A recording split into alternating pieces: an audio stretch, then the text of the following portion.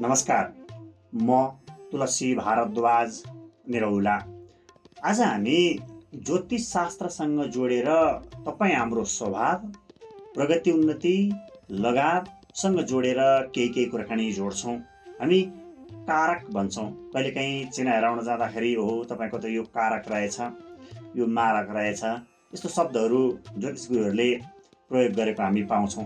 यो कारकका बारेमा यति धेरै गहन अध्ययन भएको छ। मूलतः जैमिनी ऋषिले जैमिनी सूत्रमा र पराशर ऋषिले आफ्नो बृहत पाराशर होरा शास्त्रमा यसका बारेमा उल्लेख गर्नुभएको छ र अन्य ज्योतिषका मूल ग्रन्थहरू जस्तो हामी एउटा सारावली नाम गरेको मूल ग्रन्थ छ, अनि अर्को हाम्रो मूल ग्रन्थ मानसागरी भन्ने मूल ग्रन्थ छ, अनि सँगसँगै हामीले यो बृहत पाराशर होरा शास्त्र नाम गरेको मूल ग्रन्थमा मूलतः हामी यहाँ हेरेर धेरै कुराहरू उल्लेख गर्ने प्रयास गर्दैछौँ र सँगसँगै जातक पारिजात नाम गरेको मूल ग्रन्थ रहेको छ। यी मूल ग्रन्थहरूमा र जैमिनी ऋषिले बताएको कारकसँग जोडेर केही कुराहरू जोड्ने प्रयास गर्छौँ। यहाँनिर कारक भन्दाखेरि कुन ग्रह के कुरासँग कारकत्व राख्दछ भन्ने कुराकानी गर्दछ। कसका लागि सहयोग गर्ने, कसका लागि असहयोग गर्ने भन्ने कुरा बुझिन्छ। जस्तो सूर्य ग्रह बुवाको कारक ग्रह हो, सरकारी जागिरको कारक ग्रह हो, होइन, वैदेशिक रोजगारीको कारक ग्रह हो, अनि साहस उत्प्रेरणासँग जोडेर कारक ग्रह हो भन्ने गरिन्छ। सँगसँगै अन्य ग्रहहरू मध्येमा यो ग्रह यो विषयको कारक ग्रह हो भनिन्छ। तर ज्योतिष शास्त्रमा कारक नै अध्ययन गर्ने हो भने पनि एउटा जीवन बिताउँदा पनि सकिँदैन। यति धेरै महत्त्वपूर्ण कुरा रहेको छ यो कारकत्व, कारक भन्ने कुरा। र यहाँनिर बृहत पाराशर होरा शास्त्रलाई अन्य विद्वानहरूले सर्वोच्च निर्णायक ग्रन्थ भनेर यसरी बताउनुहुन्छ। तपाईँले यो पुस्तकको तल लेखेको प्राप्त गर्न सक्नुहुन्छ। र यसमा अधिक अंश भएको कारकमा आत्मकारक, राजा कारक, अमात्य कारक, मन्त्री कारक यसरी भनेको पाउँछौँ भने अर्को हुन्छ कामका आधारमा, बलका आधारमा कारकत्व हुन्छ, होइन। सूर्य ग्रह आगोको कारक ग्रह हो, बुध ग्रह उता वाणीको कारक ग्रह हो कामका आधारमा, होइन, त्यसले सहयोग गर्ने असहयोग गर्ने। अर्को नाताका आधारमा पनि कारकत्व हुन्छ। शुक्र ग्रह चाहिँ श्रीमान श्रीमतीको कारक ग्रह हो यसरी बताइन्छ। प्रेमी प्रेमिका सुखशयलसँग जोडेर कारक ग्रह हो भनिन्छ। अनि शनि ग्रह वृत्य कारक हो वा एकदम श्रम कारक हो, न्याय कारक हो यसरी बताइन्छ। शास्त्रमा उल्लेख गरिएका कुराहरू के रहेका छन् हामी अत्यन्त सटिक रूपमा बताउने कुरा गर्दैछौँ कि तपाईँलाई अलिकति जानकारी रहोस् र मेरो चाहिँ के कारक रहेछ, म चाहिँ के कुरामा बलवान रहेछु, के कुरामा कमजोर रहेछु भन्ने कुराको थोरै ज्ञान प्राप्त होस् भन्ने अर्थमा हामीले यो अत्यन्त छोटो तर धेरै नै गम्भीर विषय, ज्योतिष शास्त्रमा अत्यन्त गहन विषय खोजेर अनुसन्धान गरेर पत्ता लगाउने विषयमा केन्द्रित रहेर सारांशमा कुराकानी गर्ने प्रयास गर्दैछौँ। जस्तो कुरा के हुन्छ भने अंशका आधारमा, अंश भन्नाले कुनै पनि राशि हुन्छ, राशिमा 30 डिग्रीसम्मको अंश हुन्छ। त्यो 30 डिग्री मध्येमा सबभन्दा अधिक अंश रहेको आत्मकारक, त्योभन्दा अलिक कम रहेको अमात्य कारक, मन्त्री कारक, भ्राता कारक, सहज दाजुभाइ दिदीबहिनी कारक, माता कारक, पिता कारक, पुत्र कारक, ज्ञाति कारक अनि स्त्री कारक भनेर यसरी कम अंशमा बताइन्छ। यसको चाहिँ आफ्नो सोच ती मध्येमा जस्तो मानौ यहाँनिर कारकसँग जोडेर हेर्ने हो भने राजा बलवान हुनु र प्रधानमन्त्री बलवान हुनुमा फरक पर्छ। हेर्नुहोस्, राजाले जे अराएका छन् त्यो गर्ने हो, सकारात्मक भएर नकारात्मक भएर कुराकानी हुँदैन। त्यसो भएका कारणले गर्दा यो आत्मकारक तपाईँका लागि अत्यन्त महत्त्वपूर्ण हुन्छ। फेरि अर्को कुराकानी रहन्छ बलकारक हुन्छ। कुन सम्बन्धका आधारमा बलवान छ भन्ने हुन्छ। कुनै ग्रह बलवान भयो भने तपाईँलाई बढी मात्रामा साथ सहयोग दिने हुन्छ। जस्तो मानौ शुक्र कमजोर छ, प्रेमिका चाहिँ भेटियो वा प्रेमी चाहिँ भेटियो भने त्यो शुक्रले यौन कारक, यौनिकता कमजोर छ यौनमा आकर्षण कमजोर छ, नियमितता कमजोर छ भन्ने बुझिन्छ।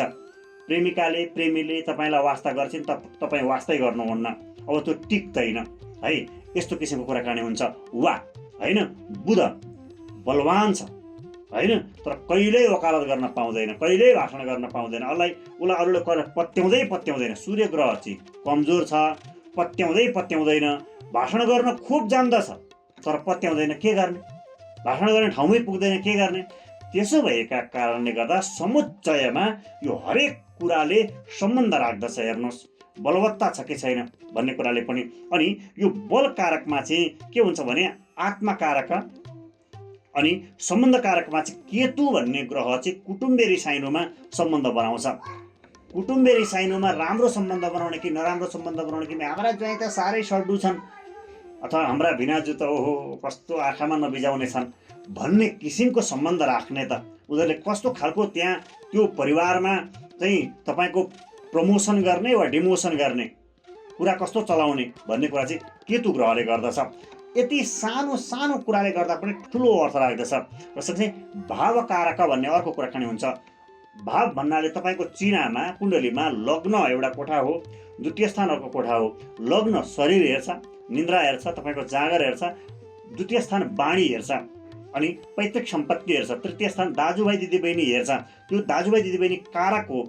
चतुर्थ स्थान चाहिँ आमा कारक हो, पञ्चम स्थान सन्तान कारक हो, षष्ठ स्थान रोग माओली अनि सँगसँगै यतापट्टि शत्रुसँग जोडेर कारक ग्रह हो, कारक स्थान हो। स्थानका आधारमा पनि कारकत्वका आधारको कुराकानी हुन्छ। त्यसको स्वामित्व ग्रहण कहाँ गएर बसेको छ भन्ने अर्थमा पनि यसले अलग अलग अर्थ राख्दछ वा स्वामित्व ग्रहण गर्दछ वा यसको केही उपादेयता हुन्छ तपाईँको जीवनमा, तपाईँ हाम्रो जीवनमा।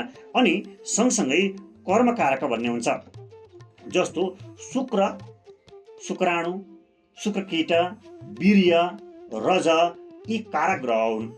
सम्बन्ध एक किसिमको कारक हुन्छ, अर्को त्यो वस्तुको कारकत्व अर्कै किसिमको कुराकानी हुन्छ। त्यसो भएका कारणले गर्दा समुच्चयमा तपाईँका ग्रहहरू सबै अमन्त्रम अक्षरम नास्ति नास्ति मूल अनौषधम अयोग्य पुरुषो नास्ति योजकस्तत्व दुर्लभः भनेर बताइन्छ। हामी जन्मने जति सबै नै योग्य छौँ, तर के चाहिँ कुरामा योग्य छौँ भन्ने कुरा छुट्याउन चाहिँ गाह्रो हुन्छ।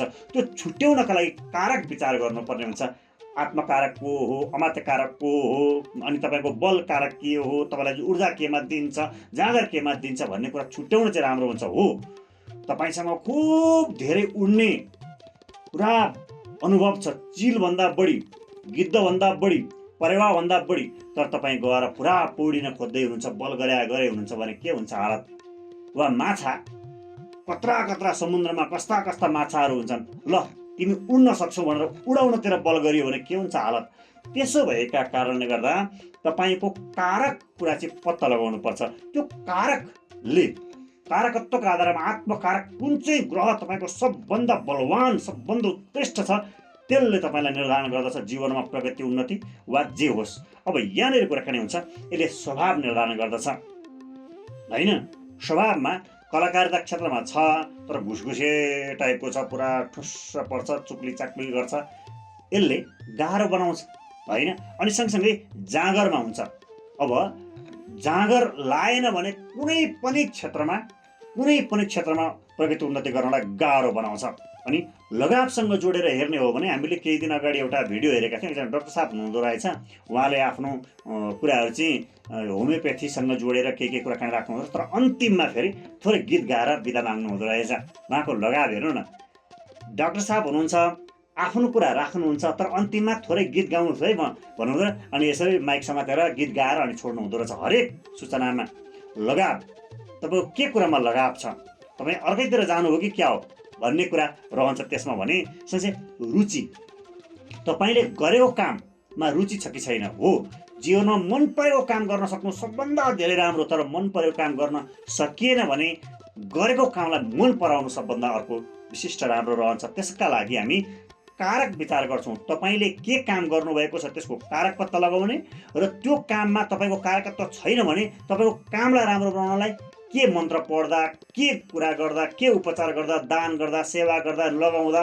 केही न केही लगाउँदा, पूजा गर्दा, पाठ गर्दा, के गर्दा चाहिँ तपाईँको काममा लगाव बढ्छ, रुचि बढ्छ, स्वभाव जागृत हुन्छ अनि अगाडि बढ्न सक्नुहुन्छ, त्यो कुरा विचार गरिन्छ। र सँगसँगै प्राय व्यक्ति कोही मान्छे खुसी खुसी रहने हुन्छ, सबै थोक गुमायो, केही नै छैन आफूसँग तर खुसी खुसी व्यक्त गर्छ। वा कोही मान्छे सबै थोक छ आफूसँग तर यो पनि भएन ऊ पनि भएन, दुखी आत्मा हुन्छ नि, आत्माकारक नै दुखी छ भने त्यो जिन्दगीभर दुखी रहन्छ।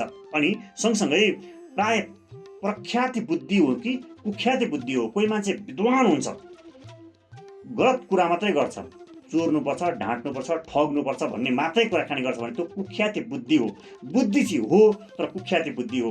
वा कुनै मान्छे सामान्य छ, त्यत्रो धेरै विद्वान कुरा गर्दैन, विद्वता जस्तो छैन तर कुरा एकदमै सकारात्मक मात्रै गर्छ, राम्रो कुरा सोच्नुपर्छ, राम्रो कुरा गर्नुपर्छ भन्छ आफ्नो ठाउँबाट भने त्यहाँ कुख्याति बुद्धि भएको कारकत्व छ कि प्रख्याति बुद्धि भएको कारकत्व छ, यो कुरा विचार गर्नुपर्ने हुन्छ। सँगसँगै कोही मान्छे विद्रोही स्वभावको हुन्छ, विद्रोह मात्रै गर्ने, विरोध गर्नुपर्छ, त्यसलाई ठोक्नुपर्छ, जेल हाल्नुपर्छ, यो भएन ऊ भएन, कमेन्ट मात्रै गर्ने, अर्कालाई कमेन्ट, उसको दिमागमा त्यही मात्रै खेले गर्छ। अब त्यसो भएका कारणले गर्दा तपाईँको अनुभव, तपाईँको दिमाग कोट्याउनेपट्टि छ कि अनुसन्धान गर्नेपट्टि छ कि सृजनशीलतापट्टि छ कि मोडलिङपट्टि छ कि अथवा जागिरपट्टि छ कि त्यो कुरा विचार गरेर तपाईँले पेसा अपनाउन सक्नुभयो वा कारकत्वका आधारमा विचार गरेर अगाडि बढ्न सक्नुभयो भने यसले अत्यन्त ठुलो फल प्राप्त गराउँछ। तन्यूनासं पिता तस्मात् दल्पांसं पुत्रकारक। यसरी शास्त्रले बताएको कुरा आज हामीले सारांशमा बताउने प्रयास गर्यौँ। हाम्रो जानकारी तपाईँलाई कस्तो लाग्छ? सबैलाई साथीभाइ इष्टमित्रलाई राम्रो लाग्छ भने साथीभाइलाई सेयर गरिदिनु होला। कुनै पनि जिज्ञासा छ भने लेखेर पठाइदिनु होला। युट्युब च्यानलमा तपाईँ नयाँ हुनुहुन्छ भने कृपया च्यानललाई सब्सक्राइब गर्नु होला। आजलाई म तुलसी भारद्वाज निरौला बिदा माग्छु। सबैको जय होस्, सबैको उन्नति होस्, सबैको प्रगति होस् भन्ने कामनाका साथमा बिदा माग्छौँ। नमस्कार, शुभ दिन, जय होस्।